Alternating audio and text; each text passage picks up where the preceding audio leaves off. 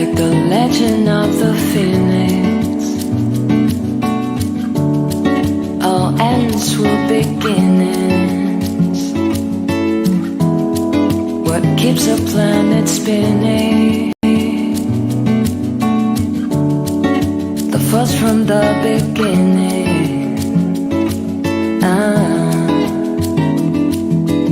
We've come too far.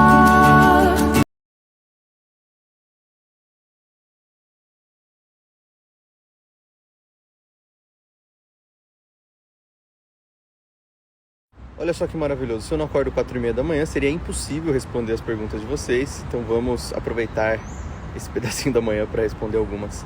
Tireoidite de Hashimoto, sinto muito desconforto abdominal. Bom, não é segredo que 90% ou mais das doenças autoimunes elas começam no intestino, então é natural que você tenha desconforto abdominal. Você viu os casos dos pacientes que eu postei ontem, né? A Cândida está muito presente no Hashimoto. Bom, pessoal, existe o algoritmo dos 5 R's que a gente usa para desbiose intestinal, mas existem dois que são mais importantes. O primeiro é o remove, o segundo é o repair. Então, remove, remover todos os fatores agressores, desde uma microbiota inadequada. Então, se tem fungo, tem que tratar. Se tem o crescimento de alguma bactéria gram-negativa, ruim, clostridio, enfim, tem que tratar, porque isso aumenta a permeabilidade intestinal. E o segundo é o repair, onde você vai reparar essa mucosa intestinal. Aí no repair você pode utilizar a Bauxelia serrata, que é um fitoterápico que tem uma função anti-inflamatória na mucosa intestinal.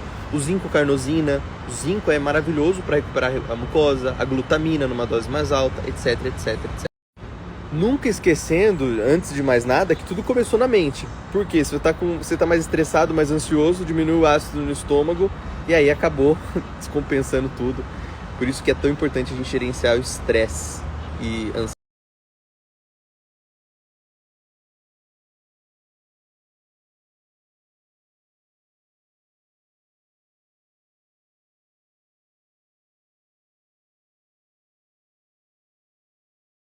Bom, vamos lá, pessoal. 5 exames mais comuns que fazem em qualquer laboratório do país inteiro, na cidade, seja lá onde você morar. Primeiro, homocisteína. Segundo, PCR. Terceiro, VHS. Quarto, ferritina.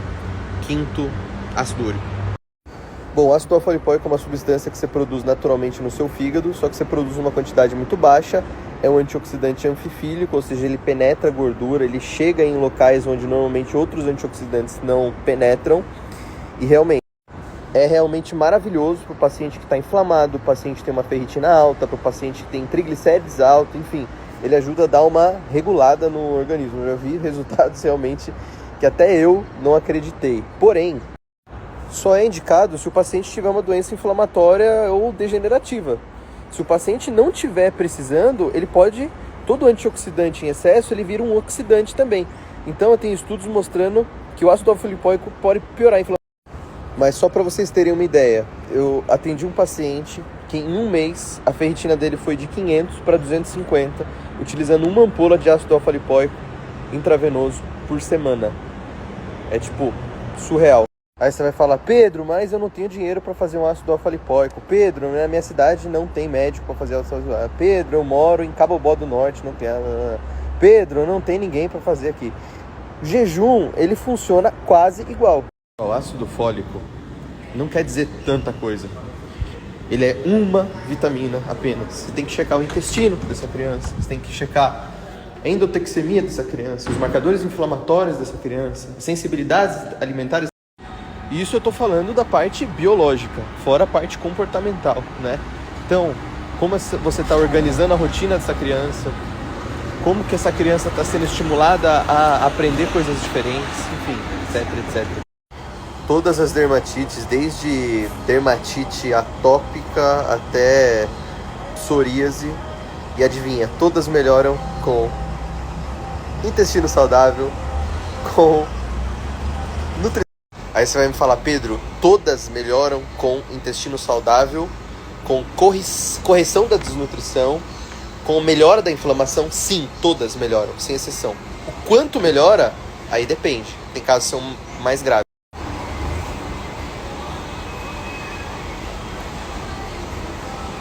Por favor, eu sou só contra aquilo que está sendo feito com a cannabis, que é qualquer doença usar cannabis, qualquer sintoma usar cannabis, sendo que a base do problema é sempre o estilo de vida e as correções que eu sempre...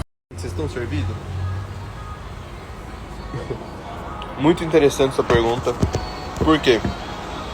Microbiota está totalmente relacionado com doença neurodegenerativa. Eu vou te dar um exemplo.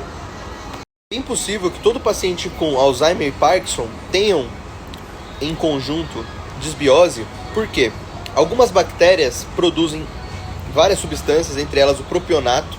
O propionato no sistema nervoso diminui a produção de noradrenalina, serotonina e dopamina. Diminui o tônus dopaminérgico em várias áreas do cérebro. E isso, já que a dopamina está relacionada com a doença de Parkinson, a diminuição do tônus dopaminérgico está relacionada à doença de Parkinson, pode ter.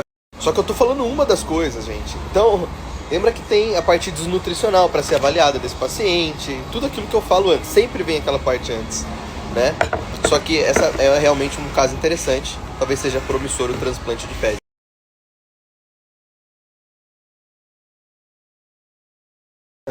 Primeiro, identificar a causa da pressão alta. Acho que menos de 5% das hipertensões arteriais são genéticas mesmo, ou seja, não tem outro jeito. Mas o resto, a grande maior parte, é metabólico. E é só você pesquisar nesse metabolismo tudo que pode piorar a vasodilatação. Ácido úrico alto piora a vasodilatação, magnésio baixo piora a vasodilatação, vitamina D baixo piora a vasodilatação, insulina alta aumenta a reabsorção de sódio, piora a vasodilatação. Hipotiroidismo aumenta a mucina, que deixa o sangue mais viscoso, que piora a pressão, piora a vasodilatação. Ácido fólico baixo, através do enzima chamada tetrahidrobiopterina, também piora a vasodilatação. Homocisteína alta piora a vasodilatação. Então olha quantos fatores metabólicos simples vão acabar culminando no aumento da pressão. Resumindo tudo, se você nutre direito e diminui o marcador de inflamação, você... Mas não podemos esquecer também do que faz diminuir a resistência periférica, melhorar a perfusão sanguínea, criar aí angiogênese, enfim, novos vasos, que é musculação. Pessoal, eu amo o jejum, mas o jejum ele só funciona com restrição calórica. Então os estudos mostram que quando o paciente faz jejum sem restrição calórica, ele não apresenta tantos benefícios. Mas eu concordo com você que o jejum é uma excelente maneira de fazer restrição calórica, já que a janela, né, o intervalo que você tem para consumir os alimentos, ele vai ser muito menor. Tenta suplementar todo o complexo B, da B1 até a B12, principalmente o metilfolato, pelo menos 1 mg de metilfolato. Óbvio, ajusta o intestino para você conseguir absorver direito e aumenta o consumo de vegetal verde escuro. Nada melhora tanto sua homocisteína do que você deixar o intestino saudável, porque você consegue absorver melhor esses doadores de metil. Isso inclui diminuir o consumo de proteína animal, principalmente carne vermelha, e aumentar o consumo de vegetal verde escuro, que tem mais folato. Bom, a lisina não tem contraindicação você suplementar de uso contínuo, porém você tem que ver as outras deficiências. A lisina ela diminui a replicação viral, por isso que ela ajuda na crise de herpes. Mas o zinco também reduz a replicação viral, vitamina D também reduz. Ou seja, existem vários outros fatores que também fomentam a redução da replicação viral. E talvez o mais importante seja você controlar o seu estresse, sua ansiedade, enfim, já que isso modula o teu cortisol. Micotoxinas produzidas pelos fungos alteram a barreira, a permeabilidade intestinal e até alteram a permeabilidade da barreira hematoencefálica, certo? Ou seja, começa a chegar mais toxina no teu cérebro. Por isso que a grande maior parte dos sintomas, eles estão relacionados ao mau funcionamento do cérebro, desde brain fog, que é esquecimento, insônia, irritabilidade, perda de memória, ansiedade, depressão, etc, etc, etc. Mudar para melhor, com certeza, que a gente ia mudar melhor, já estava bom. Diz que ia mudar para melhor, não estava muito bom, estava meio ruim também, estava ruim. Agora parece que piorou. Todo pensamento é um ato antimeditativo, porque o pensamento é uma identificação. Na identificação você divide. E a meditação é justamente o oposto. A meditação ela não divide, ela soma tudo e todas as coisas. E quando você está realmente conectado no momento presente, você está somando tudo e todas as coisas. Que você não tá pensando no que foi e no que virá. Você tá aceitando as coisas exatamente como elas são, você tá aceitando a dualidade das coisas, você tá aceitando suas maluquices, você tá aceitando seus erros, seus acertos, enfim, você tá aceitando a vida como ela é.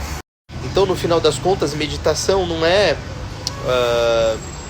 a meditação não é um ato em si, né, que você faz e ponto. Meditação é um estilo de vida. Meditação é um modus operandi que você impõe a você. Então, você já viu aquela pessoa que está andando na rua e parece que ela está olhando assim no horizonte e não está enxergando nada? Ou aquela pessoa que está estressada? Ou aquela pessoa que, enfim, está triste com alguma coisa? Você percebe que ela está triste? O que está acontecendo com essa pessoa no final das contas? A mente dela está fazendo o uso, está se apossando daquele ser e conectando ela num lugar que ela não está, que não existe. Que é um momento que aconteceu, que é um trauma que ocorreu, que é uma coisa que está incomodando, enfim, não interessa, mas não existe porque não está presente, entendeu? Porque ela não possui, porque ela não pode mudar, etc, etc, etc. Durante 300 mil anos, o Homo sapiens foi esculpido, a nossa genética foi esculpida, foi desenhada, foi reformada, formatada para dormir à noite. Então, a hora que começa o período noturno, toda a nossa orquestra começa a se preparar para você dormir, para a gente dormir. E é para a gente permanecer nesse sono por pelo menos de 6 a 8 horas. Tudo que não diz respeito a isso, tudo que não mimetiza isso, tudo que não é igual a isso, é antifisiológico e vai te causar doenças. Exceto em alguns casos. Cristiano Ronaldo é um robô, então pode ser que ele seja um. Leia um livro chamado Biologia da Crença. A primeira coisa que você tem que fazer é se colocar num lugar de cura. Ou seja, num ambiente propício para você restabelecer a tua paz interior. Namastê. Que tange a parte suplementar, vitamina C, 1 grama, durante 3 a 6 meses, todos os dias de manhã, junto com vitamina B5, que é o pantotenato de cálcio, que eles ajudam a regular o seu cortisol.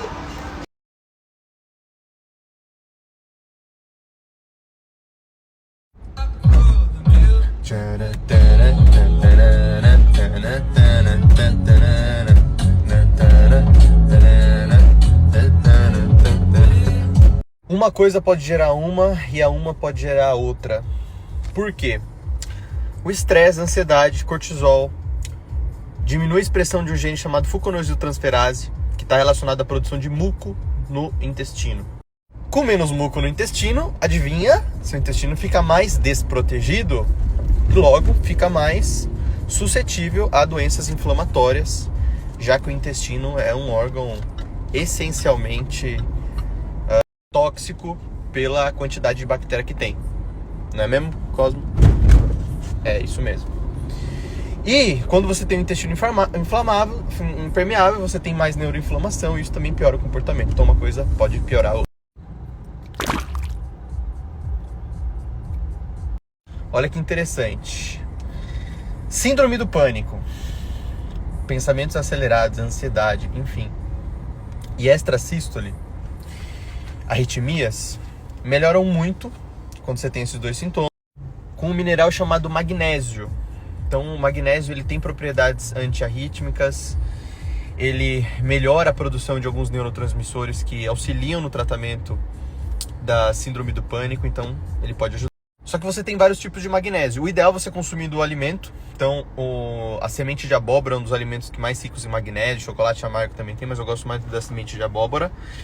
Ou você manipular ele na forma de magnésio glicina, 300, 400. E magnésio é interessante porque, assim, sempre melhora alguma coisa na sua saúde quando você começa a suplementar ou quando você aumenta a ingesta pela dieta. Porque na população brasileira a gente tem déficit de magnésio por a gente não ter vulcão, né? O solo das terras com vulcão tem, sei lá, 5, 8 vezes mais magnésio do que os solos das terras sem. Então é um fator também que a dieta do Mediterrâneo, né, acaba sendo uma dieta que também acaba prevenindo doença cardíaca. O tempo, ele é uma invenção da humanidade. Tudo está se expandindo e tudo está se recolhendo. Se você realmente quer, gosta e acha que deve, faça. Agora você está fazendo porque alguém te influenciou ou porque a sociedade te impôs falando que era legal, não faça. Meu anjo, alimentação pode agravar qualquer caso, não só autismo. Pode agravar tua doença cardiovascular, a tua memória, a tua ansiedade, a tua felicidade. Vamos começar a desconstruir esse negócio do tenho TDAH. Você pode estar num estado de TDAH, mas é muito provável que você não tenha TDAH, de fato. Se você ajustar vários fatores que vão fazer esse TDAH entrar em remissão. Não adianta você querer começar a casa pelo teto. Primeiro você tem que construir as bases, tem que colocar o tijolo, tem que colocar o cimento, o piso, enfim. Você tem que ajustar todo o estilo de vida do paciente, nutrir ele de maneira adequada para depois você ir desmamando qualquer... Bom, SIRT ou sirtuínas são proteínas responsáveis por ativar inúmeros outros genes, né? Tem um efeito pleotrópico, a gente chama de pleiotropismo, quando o gene influencia em muitos outros, que estão relacionados com a longevidade. A alimentação ela pode contribuir de duas formas com o aumento da expressão das sirtuínas. Primeiro, o consumo de antioxidantes, compostos fenólicos, polifenóis, enfim. Eu vou explicar o porquê. As plantinhas, elas produzem os polifenóis para poder se defender dos agressores, dos herbívoros, sei lá, de quem quiser comer ela, certo? Que são os antioxidantes.